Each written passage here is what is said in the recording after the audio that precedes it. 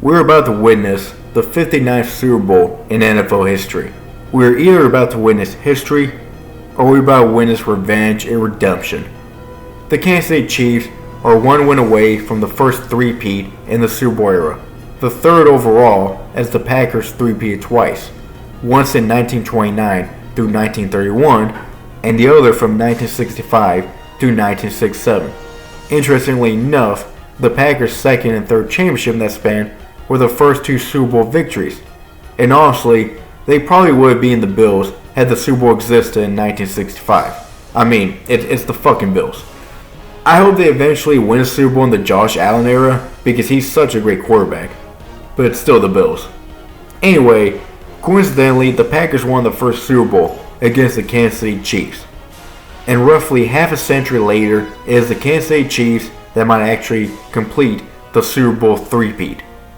The entirety of this dynasty run, and even the three consecutive Super Bowl appearances, deserves a view of its own, but for this video, I'll quickly break down the road to this year's Super Bowl, and it can only be summarized in two words: the refs. Just kidding. The Chiefs have definitely gotten some favorable calls during this three-peat attempt, but I think people are just coping. And also, for anyone that thinks the Patriots had a more ethical dynasty, were you even alive for the first three Super Bowls? What the hell are you on? That is also a video for another day.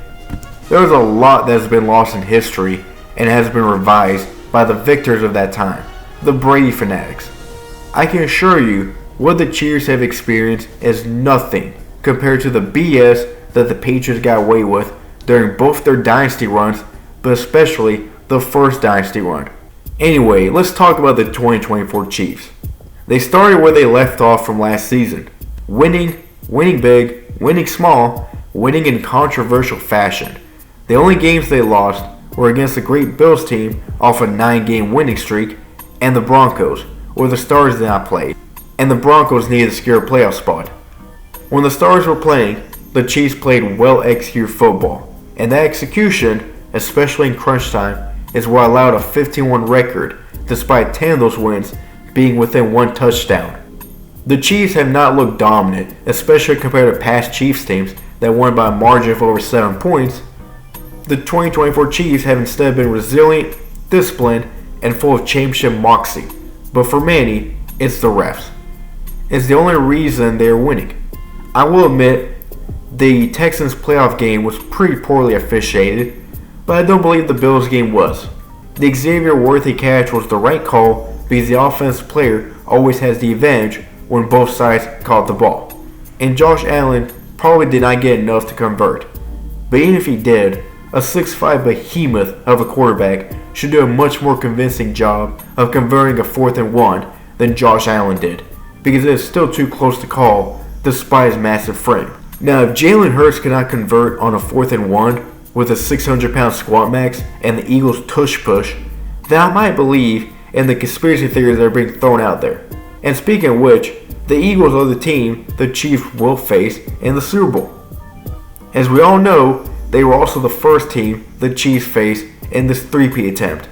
The Eagles lost that game in the final 2 minutes when a controversial pass interference call, which I believe was the right call, allowed the Chiefs to kill the clock and score what was basically a last-second field goal. Jalen Hurts definitely did not have the arm strength to even pull off a Hail Mary, but in his defense, he was great in that Super Bowl, outside of one extremely disastrous play. And unfortunately, that play defines his performance in that game. He was nearly flawless otherwise. I refuse to say he played bad, but I give Mahomes the nod in that game, who was also great and did not have a play anywhere near as disastrous. Since that devastating loss, the Eagles entered the 2023 season with vengeance.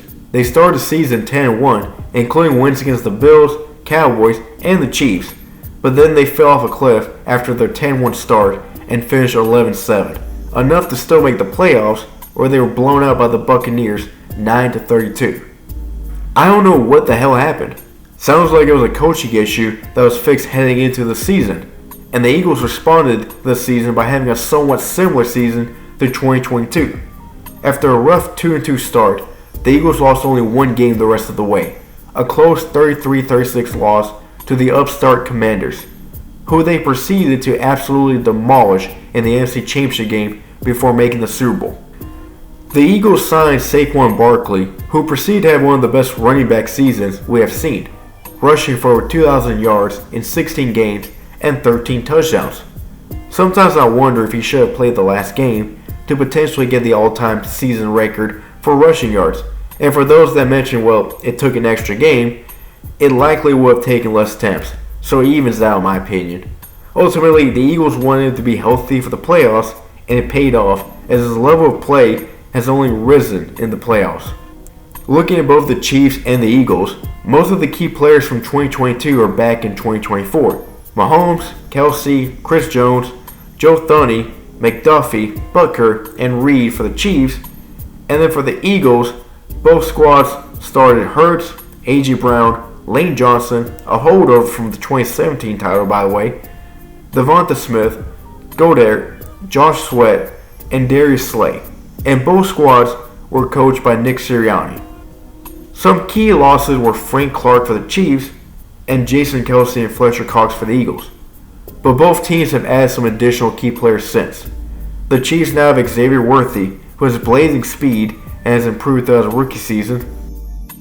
And the Eagles of course have Saquon, as well as Jalen Carter and Zach Bond, who both made the Pro Bowl this year. They also now have a white cornerback and safety duo, which is something I never thought I would see in 2025. So what do I expect? Expect the Chiefs to demonstrate championship pedigree. They no longer play an explosive offense like they did early in Mahomes' career. They have instead played a somewhat boring brand of death by 1,000 cuts. And the only reason I call it somewhat boring is because occasionally Mahomes will make throws and runs that only he's capable of doing and at the most ideal moments. But for the most part, they're pretty boring to watch. The Eagles will rely on Saquon trying to run over Spags' defense, which Spags will likely have a solid game plan against.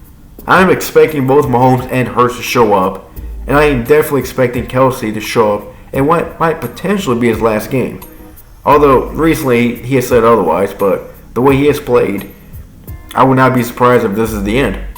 And there is no fitting end for Kelce than to dominate in the Super Bowl and propose to his girlfriend. It's definitely what the league would like. That being said, I am expecting the Eagles to win. They are the more well-rounded team, and they have had this exact matchup on their calendar for 2 years now. Saquon will run all over the Chiefs defense and will win Super Bowl MVP. But I said basically the same thing in their first matchup, and that obviously did not result in the Eagles winning. Which I wanted, because Mahomes is the best quarterback I've ever seen, and I want the best quarterback to win because I know how much of their legacy hinges on it. But ultimately, football is the ultimate team game.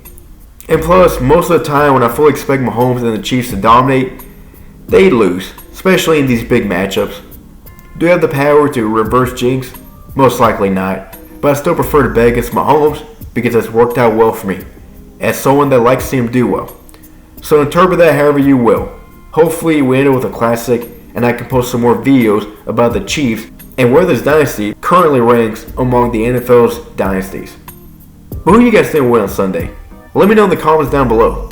And also, I still cannot believe that Luka Doncic is on the Lakers. That was a few days ago, and it still does not feel right. I'm really surprised it did not get basketball reasoned. Speaking of which, it will always bother me that Kobe could not get Chris Paul to extend his prime, but LeBron gets guys like AD and Luka to extend his prime. Whatever. Sorry out.